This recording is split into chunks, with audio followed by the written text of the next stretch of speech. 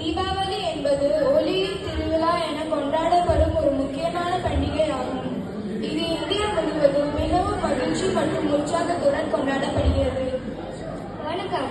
பொதுவாக தீபாவளி ஐப்பசி மாதத்தில் வரும் அமாவாசை நாளில் கொண்டாடப்படுகிறது. தீபாவளி தீமைகள் அழிந்து நன்மைகள் வெற்றி பெறும் நாளாகும்.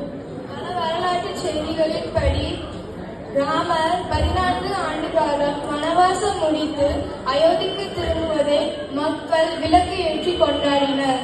மற்றும் கதையின்படி கிருஷ்ணர் நரகாசுரன் என்ற அரக்கனை வதம் செய்த நாளாகவும் இது கொண்டாடப்படுகிறது. தீபாவளி அன்று அதிகாலை எழுந்து எண்ணெய் தேய்த்து குளித்து புதிய ஆடைகளை அணிந்து கொண்டாடுறோம். மக்கள் தங்கள் வீடுகளிலும் வேலை செய்யும் இடங்களிலும் விளக்குகளாலும் அகல் தீபங்களாலும் அழகாக அலங்கரிப்பார்கள்.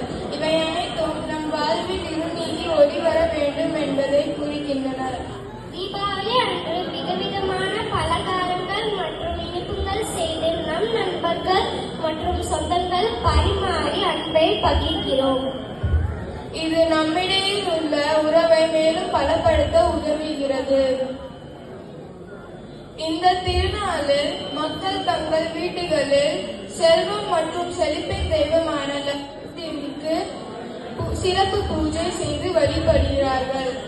சிறியவர்கள் மற்றும் பெரியவர்கள் பட்டாசு வெடித்து கொண்டாடுவோம். இந்த திருவிழாவில் சமூகத்தில் ஒற்றுமை, அன்பு, நல்லிணக்கம் போன்ற நல்ல உணர்வுகளை பரப்புகிறது. மக்கள் கோவில்களுக்கு சென்று கடவுளை வணங்குவதும் தான தர்மங்கள் செய்வதும் இந்நாளில் ஒரு முக்கியமான செயலாகும்.